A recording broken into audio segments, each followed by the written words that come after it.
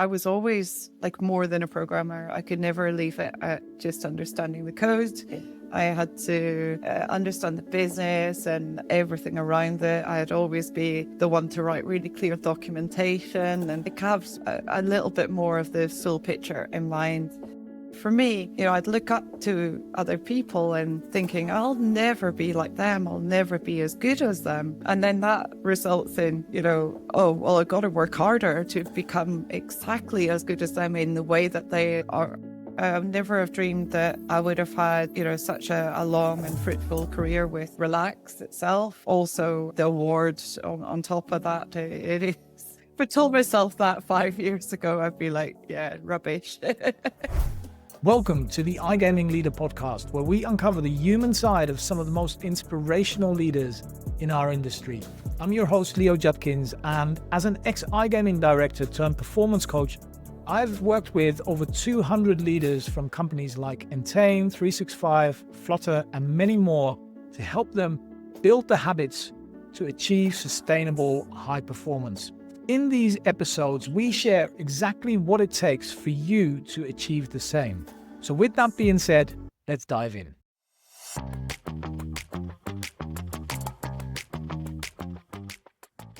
Hey everybody, welcome to the iGaming Leader Podcast. I am here with Shelley Hannah, CPO at Relax Gaming. Super interesting leadership journey. She's gone for 25 years from coding to CPO. Very compelling story, which looks very successful from the outside, with some really challenging times that she's had on the inside off the back of that. All of that we'll go through today. Shell, super excited to talk to you here today. Thank you for being on the podcast. You're welcome, Leo. It's always good to catch up with you. I wanted to start off with the start of your career. You've moved from programmer to CPO, and that requires a really different skill set, right, from where you started in your career to where you are today.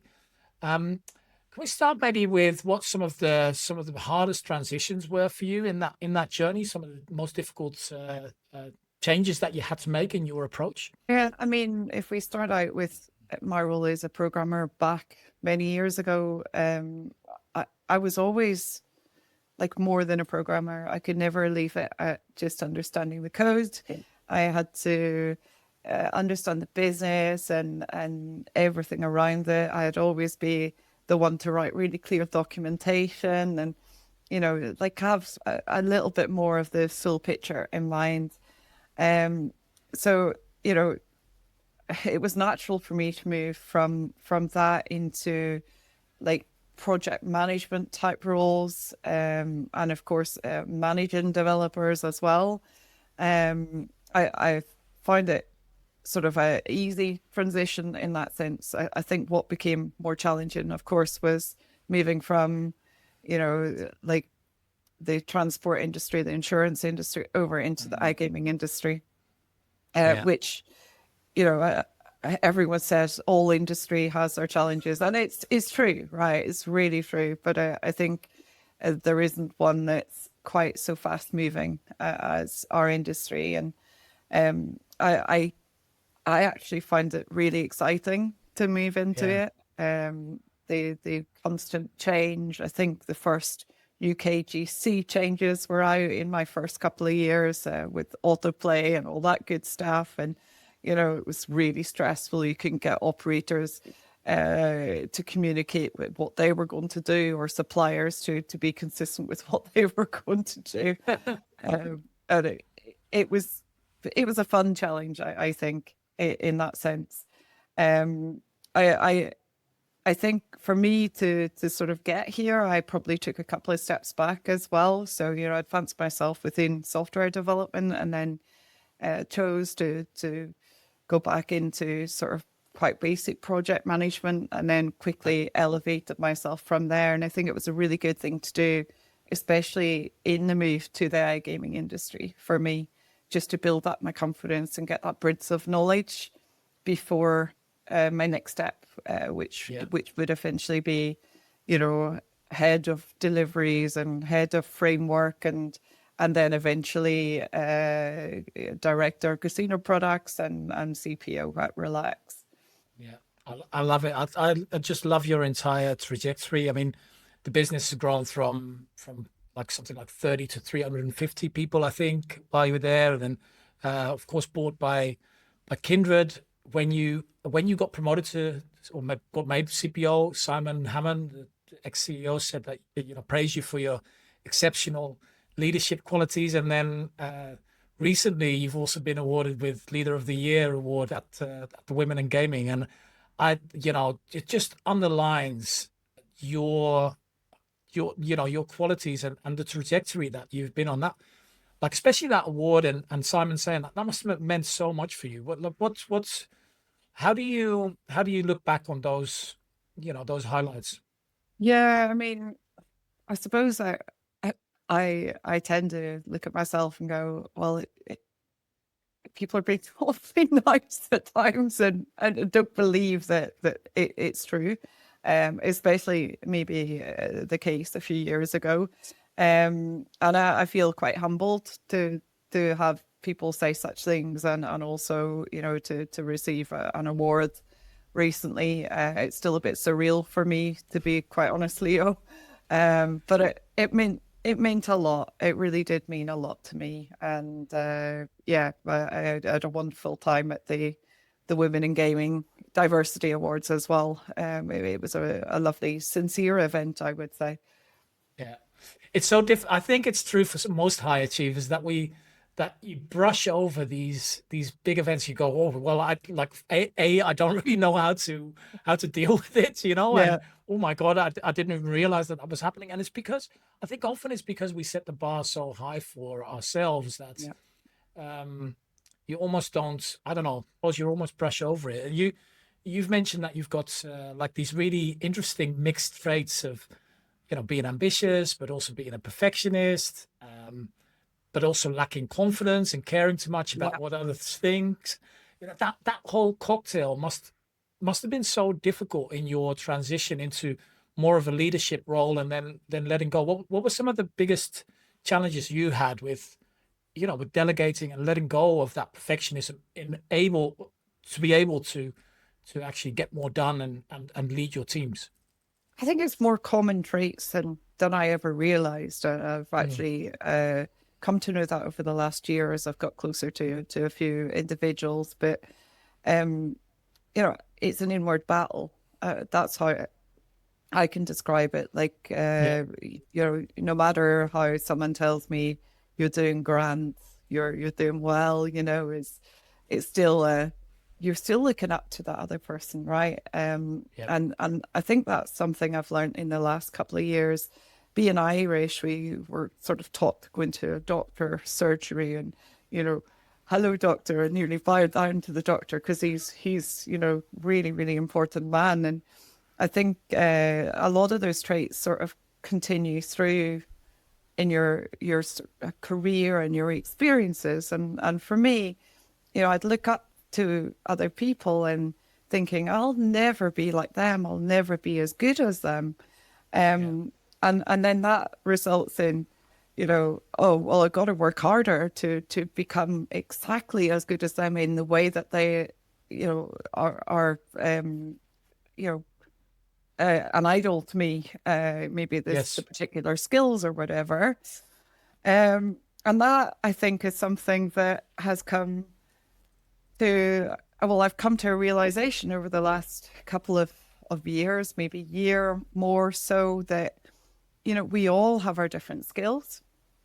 And no matter how hard I might work to be, uh, a great public speaker, naturally, a natural saleswoman, that is not my trait. That's not what I'm good at. So if I could just spend a little bit more time focusing on what I am good at and contributing in that way, then that's great. It's yeah, not a bad thing. I mean, if we were all the same, we'd be like robots, right? yeah, So, yeah, so I think coming to that learning that, yes, it's lovely to have inspirers in your network, people who inspire you, people who, you look up to in different ways, but to obsess with that is a problem, and you need Yeah. to be careful not to do so. You know, like the result of that becomes you work harder, you keep going, you do 15-hour days, you do weekends, you go nonstop. I need to prove myself, I need to prove myself. And, you know, then you have no work life balance, and you dream of work. I mean, that's no change. I don't think I can stop that. When I was a young coder, I dreamt of programming, and I think I made some of my best code actually during some of my dreams, or solved some good bugs. But it's unhealthy, right? So you Yeah. got to try to get out of those things. You don't want these things to become an obsession, and you know it's also not good for others, because when you get like that, you can come across quite I don't know, not underconfident, but Mm. you know, you maybe don't speak out when you should, and Mm. you know, and like that's something maybe I learned during my time when I joined exec, as an example, in Relax, where you know I should have spoken out more, but my confidence maybe stopped that on occasions in the early days. So yeah, it's a challenge, but Yeah. you have to experience to learn, I think, and you learn to sort of deal with those personality traits that don't then interfere with your work, or in fact your own health, because Yeah. it's that inner battle that can cause challenges in your head, and your health and everything else. Yeah. Yeah. Thank you for sharing that, Shell. I think that's so true for so many people. Let me ask you a really obvious question though. Like, would you have expected that you would have been here 5 years ago, where you are today? Probably not, actually. I mean, I think even 5 years ago, I aspired to be a C level. Yeah. But I think because I had a bit of a gap in my career growth, we'll maybe talk about that later, but, you know, I felt that I had to be more patient and wait to get to a C level role, Yep. and that would take longer for me.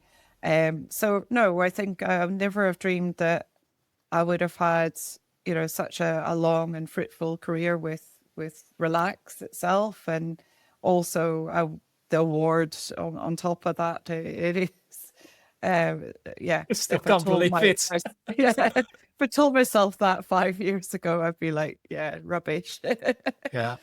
I love I love it. And I think the other thing that does, that confidence thing that you were saying, where you sometimes don't speak up, it also kind of sometimes prevents you from putting your hand up and saying, look, this is the role, knocking on doors, as Sasha, who I interviewed in the podcast a while back, knocking on doors. It prevents you from doing that, right? It prevents you from saying, like, this is the position that I feel I should be in. And I Yeah. think the other thing that you mentioned there, like working harder to prove that you belong, because you perhaps feel that you don't belong there yet, or you look up to other people and you see all these traits that you don't yet have, Yeah. really can cause a lot of difficulties. How did those thoughts affect you, and what did you do in your job to, that kind of sabotaged you perhaps from your growth?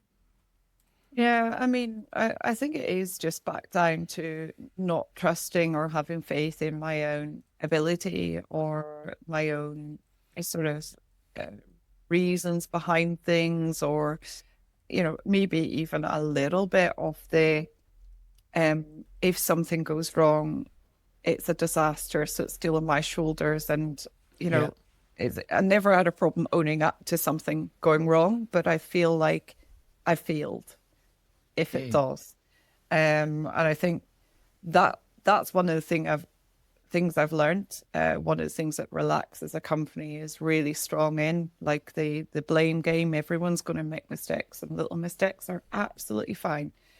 Yep. And there's no sort of pointing fingers, or, yeah, it's me individually that tried to take that fully on my own shoulders to begin with. But Yeah. now I feel I've such a strong exec group behind me that, you know, if things don't go quite right, that's okay. Yeah. We work together to solve that and move forward. Yeah. Okay. Makes a lot of sense. It also kind of directly leads me to something else that you've said before, which is really close to my heart as well, is that you felt that, that director role that you had was one of the loneliest positions you've ever had. Not quite part of the exec team, no real peers to talk to, really in your silo. Certainly something I've experienced, and I think it's true for most people that director roles are usually the loneliest roles there are. Like, how did that show up for you, and how was it affecting you? Yeah, I mean, before that, I was always in like a head off role or something similar. And um, when I went to relax at first, I was the only person I think at the time that had the director title, which meant that, you had the exec team and then you had me as director looking after obviously my amazing team and then, other people around as well. But there was never an ability to have a team meeting with my peers. Really? One-to-ones, yes, but with my manager, but there just weren't peers to work with. And so, I think that's how I built up such a strong position with those who work for me as well. I was very active at relaxing, ensuring that we had team meetings, ensuring that during COVID we had chilled out Friday afternoons, chit chat, some drinks, just to feel that we're together, we're here as a team. So my team became literally my team, the people Yeah, that, love that. that worked for me as a manager, and that I'd say that's how I got around the loneliness as that group of people grew into their careers as well, and as we started supporting each other. Yeah, makes sense. You talk like in all the interviews I've seen you or all the publications, I always see you talking about your team and how important team is as part of the performance of the business, right? There is essentially no business without forming team. Um, we talked a little bit about how that perfectionism is really difficult when starting to manage a team. Like, how did you move from feeling like you needed to control everything to trusting your team with bigger topics, especially when they're like ultimately your end responsibility and your head is on the line?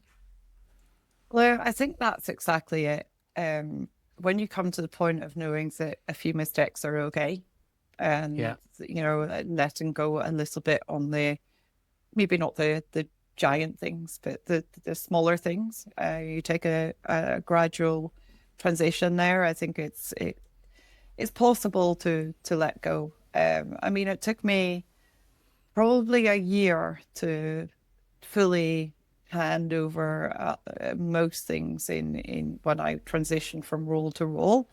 But I was probably quite fortunate to have some people who were quite perfectionist as well, to be honest. And they in particular, like, probably had, the ambitious trait, the perfectionist trait, and maybe actually more confidence than me as yeah, well, which is really nice. I mean, so some people say, who do you look up to or who has inspired you in the industry? yeah. Actually, I could name, and I don't want to name them outright today, but Because you miss people when you start saying names, right? that's it. That's it. But those people know who they are. I'm sure, but they are the ones that you know I today look up to in so Yeah, many ways.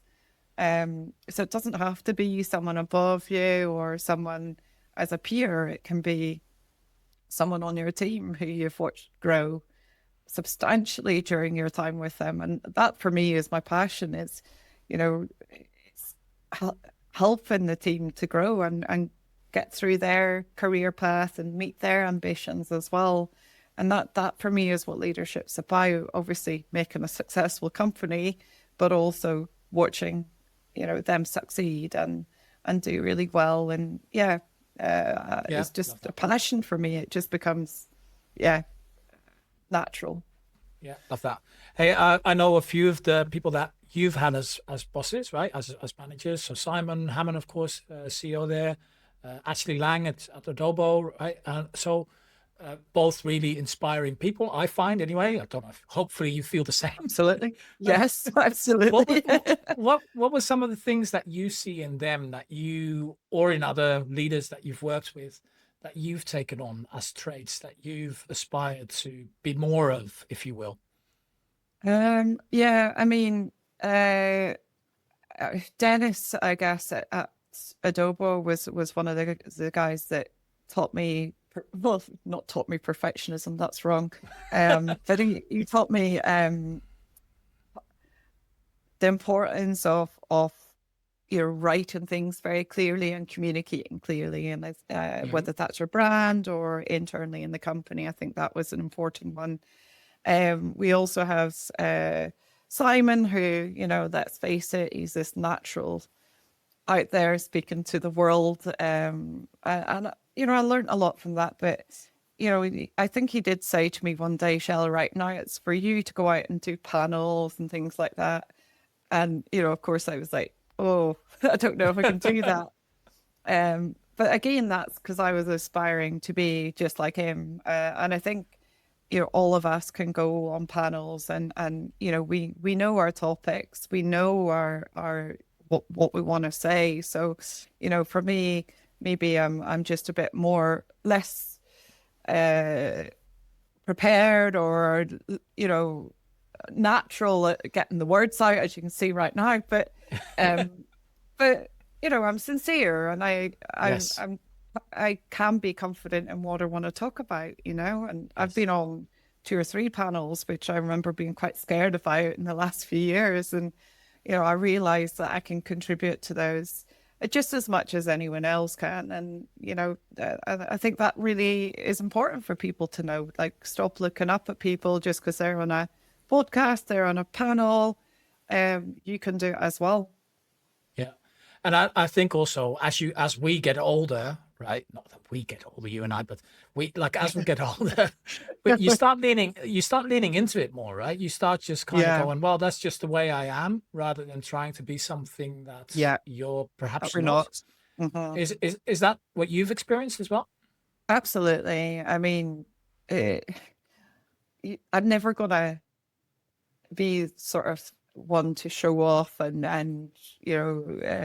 love who I am or anything else, but I'm settled Yeah. with it.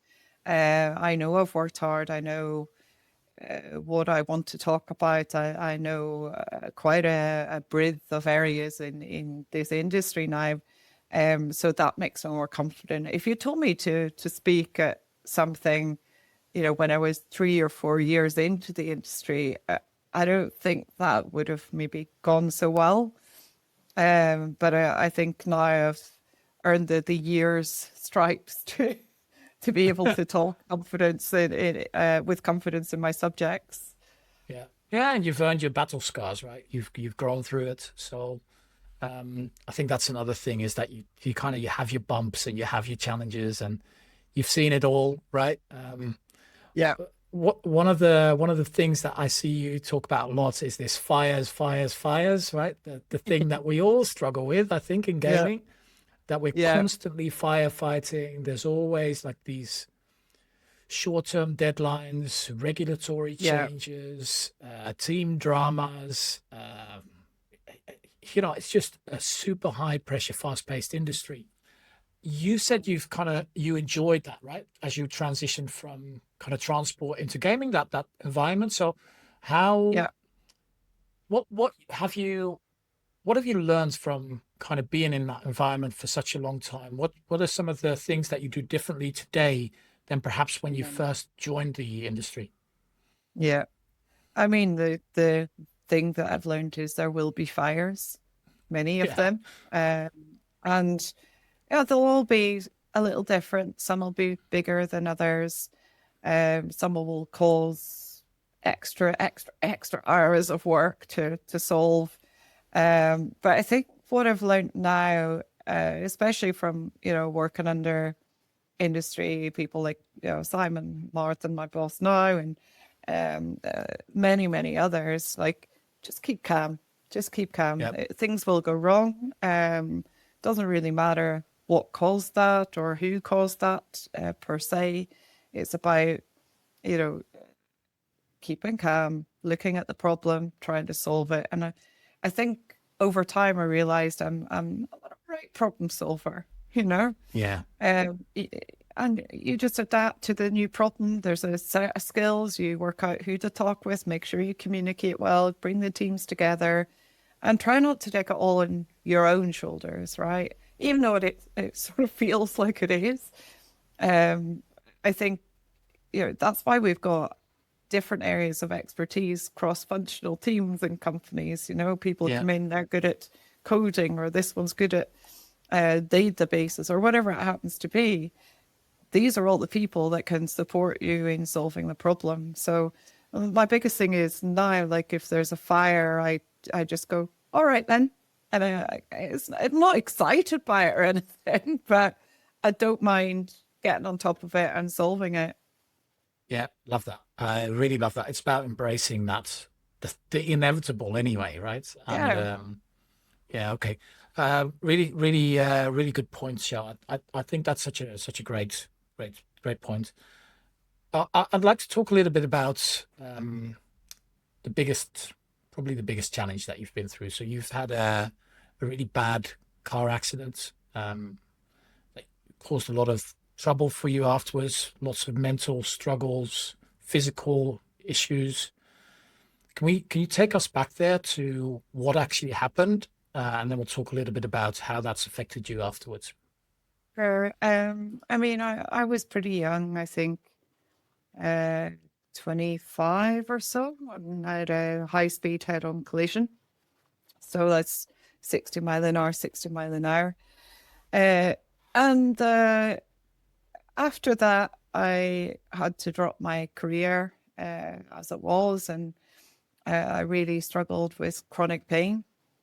I had a good few broken bones to go with it, but I continued with chronic pain for I would say a good 9 to 10 years in a severe way after the car accident.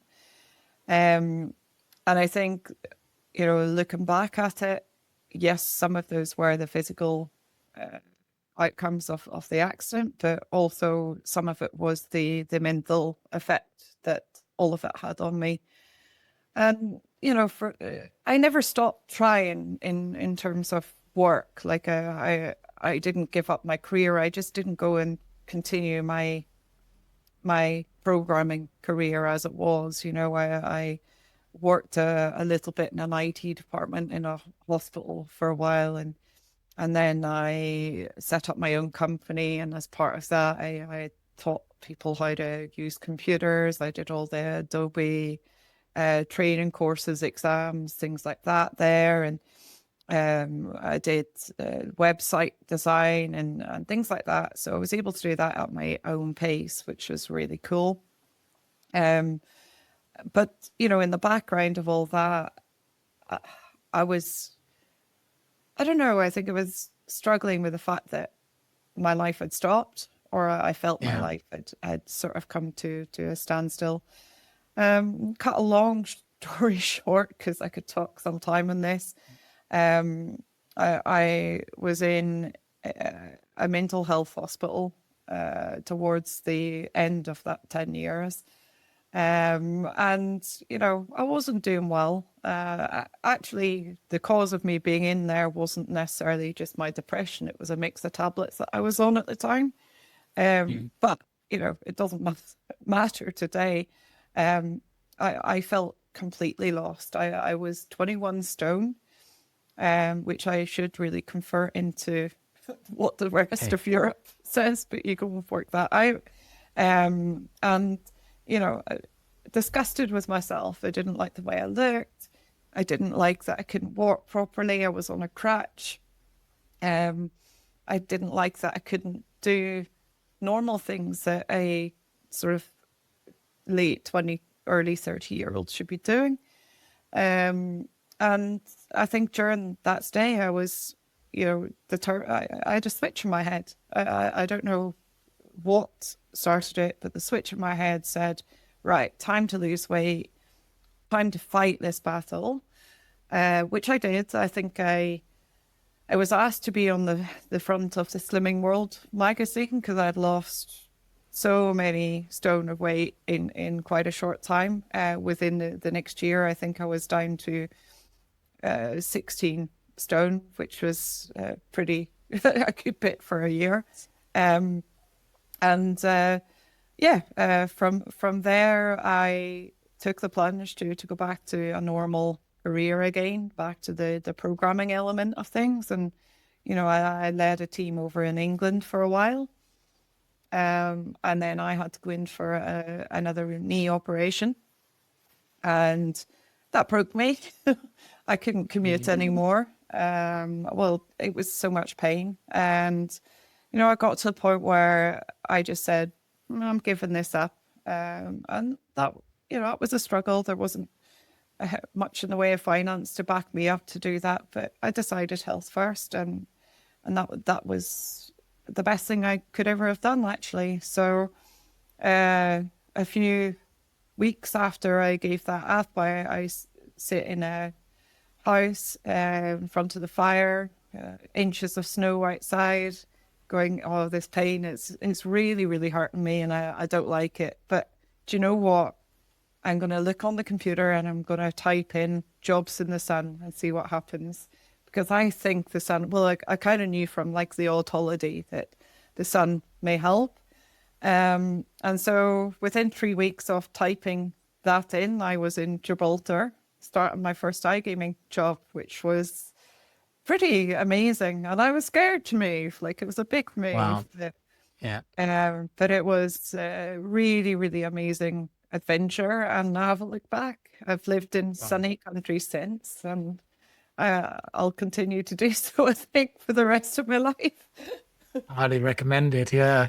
Shell, thank you for sharing that. What a story. And I can't even imagine how that must have stayed with you mentally as well, going through your head all the time. And one of the things that you've mentioned before is how you were constantly worried about relapsing and going back. And how did that, how's that sort of vulnerability affected you and how you approached work and how you perhaps even approached that move to Gibraltar? I mean, I'll skip straight to the work there for you, Leo. It still affects me to this day. There's still moments that I go, oh, where is my head right now? I need to get out of this, right?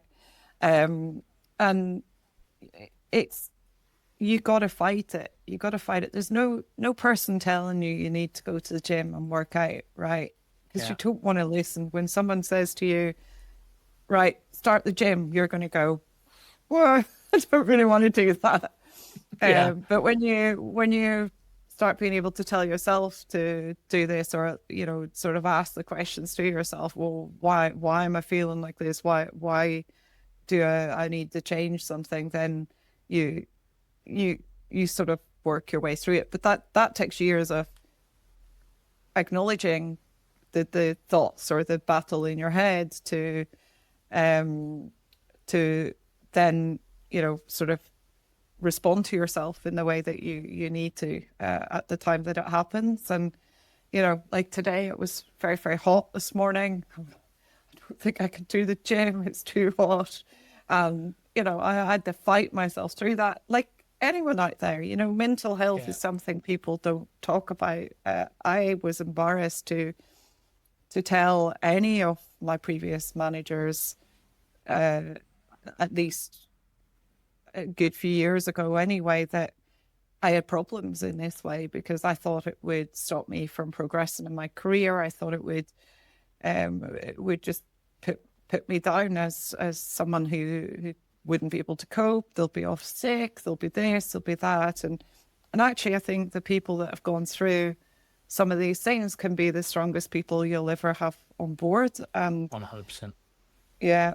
And I think since then, back to the leadership thing, the empathy I have with people, and so many people throughout, the last good few years have come up to me and said, look, Shell, I'm struggling with with mental health, and it gives me that ability to understand and say, look, that's okay. Well, it's just think it's going to be today, right? Today, you need to cope with today. That's all.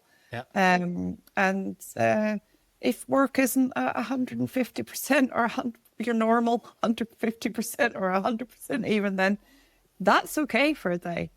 That is okay. You know, be nice to yourself and pull yourself through that by just not taking all the pressure on your back as well. So yeah, I think these things help us to understand others. Love it, Shell. And here you are talking about it, right? Where years ago you wouldn't. And I absolutely love that. That's amazing. I think you're so right. It's one of the things I love saying is that if you've only got 40% today, then you giving 40% is your 100%. And that is absolutely okay. The thing Yeah. is that we all set these like extreme examples for, and we think that if it's not 100%, it's not good enough. And I think that's a big cause of us going back down into this, black hole that we can find ourselves in. Yeah.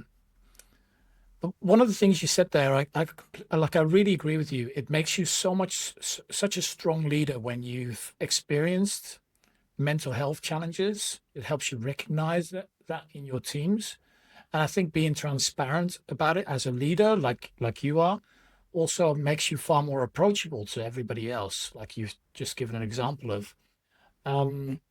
Like how has you acknowledging your journey and openly talking about it, how has that helped you in your leadership skills and with managing your teams and being more emphatic around challenges that people might have? Yeah, I mean, I think it's just helped me to. I think if I'm open about something, I feel quite myself then, right? I don't feel like I'm Yeah, hiding this big part of myself. So, like if someone on my team is struggling with motivation, it doesn't have to be related to mental health, then I can kind of get that for a day. Like, yes, you're struggling with that, or you're struggling with the fires, or whatever. I think these things just help you to understand. And I think one of the biggest things that people that have gone through things like these suffer with is, when you go for a job and you think, oh, I don't think I could do all of that job. So I'll never forget when Simon brought me over to relax, and he described the job, and I remember going, oh, I'm not so experienced in contracts. I mean, I've done some IT contracts back in the day, but I'm not sure I can do this part. And one of the biggest things that I learned is that you don't need to know everything. It's not necessary to know everything to move into a role. You need to have skills to pick it up, right? But yeah, you don't need to know it all.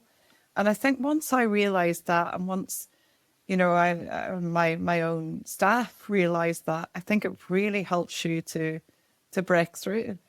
You pick it up, you learn, you get better at it. I don't know if I mentioned to you recently, maybe in our tech call before, that kind of had some tech issues. But I'm reading Diary of a CEO. Steve Bartlett, I think the guy is. And, he said that growth happens when you start doing the things you don't know how to do. Maybe that's not a direct quote, but basically that you feel you can't do.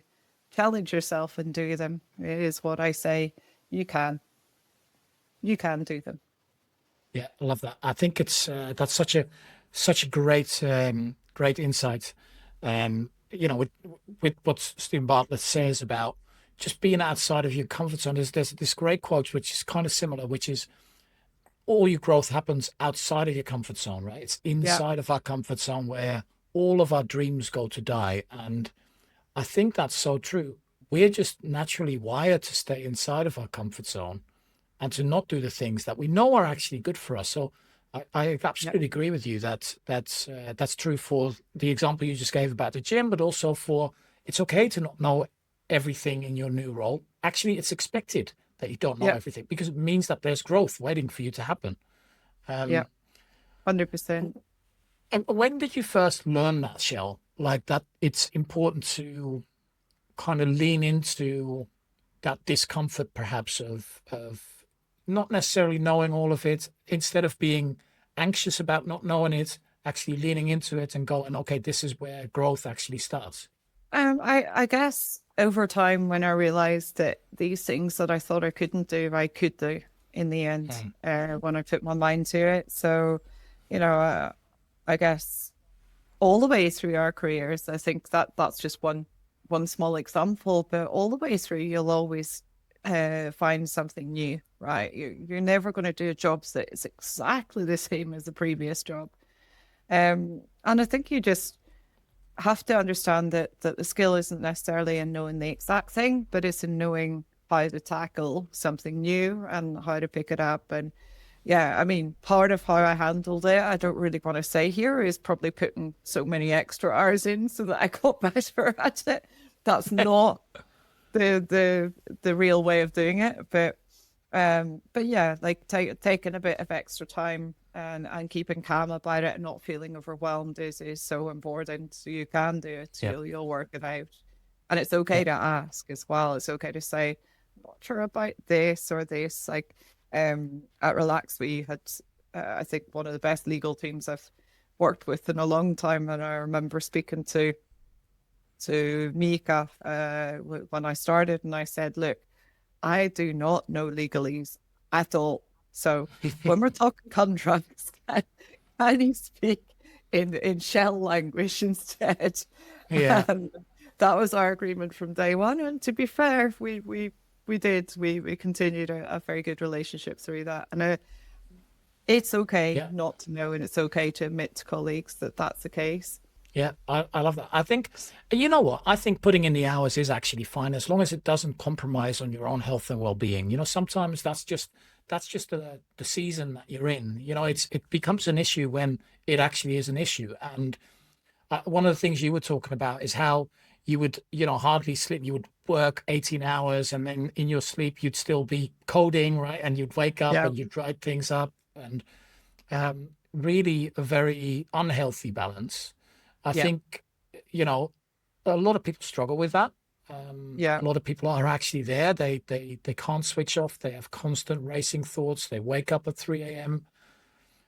From your experience and having gone through the challenges that you have and having dealt with these things, still dealing with some of these things, what are some of the habits or behaviors or steps that you take to help you find better balance between, in switching off and having a private life as well outside of work? Yeah. I think the first thing to keep in mind is your to-do list is never done.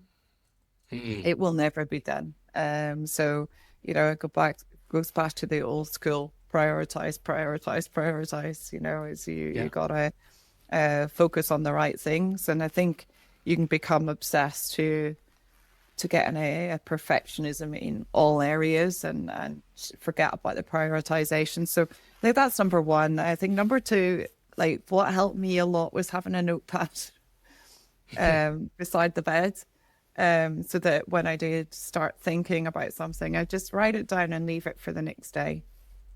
Um, I do have a trait that is this all or nothing. So like Mm. I'm heads in first or nothing at all. And I sometimes fear when I slow down that I'll go to the nothing part too quickly. So I Yeah. have to keep going fast. Um, and, I think in the last year or so, there's little things I've been doing, like getting a personal trainer in so that they'll be in their home at a certain time, 3 days a week. And I've actually blanked out my calendar. I have had the confidence to say no on occasions to a meeting that would have overlapped with it and prioritize that.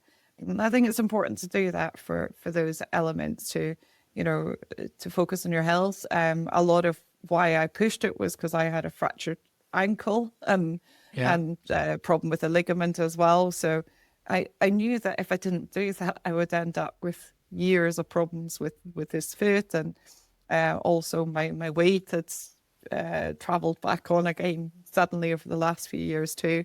So I was determined to sort that out. When you're in the depths of it, it's very hard, Leo, to sort of notice. I think as soon as you learn how to notice when you're overdoing it and put life in perspective with, compared to the job or the stress of the job, then that's when you can cope. No company is worth being over your health and well-being at the end of the day. No, And that's no. so important. And I did skip seeing a doctor on one occasion where it could have been a serious thing. Now, I did eventually get around to booking it, I don't know, within the year or so. But if that had been something, then what was I doing?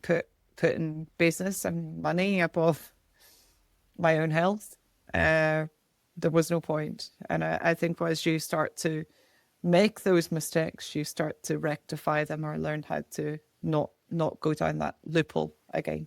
Yeah, it's and you're not going to get sacked for visiting a doctor. No, You know. no. Well, It's and if you do, you should have resigned in the first place. well, that's it. But it's the pressure a lot of us put on ourselves, isn't it? 100%. Yeah. The pressure, like I say to many of my bosses, actually, I know it's me doing it. I know I'm putting the pressure on myself. Yeah.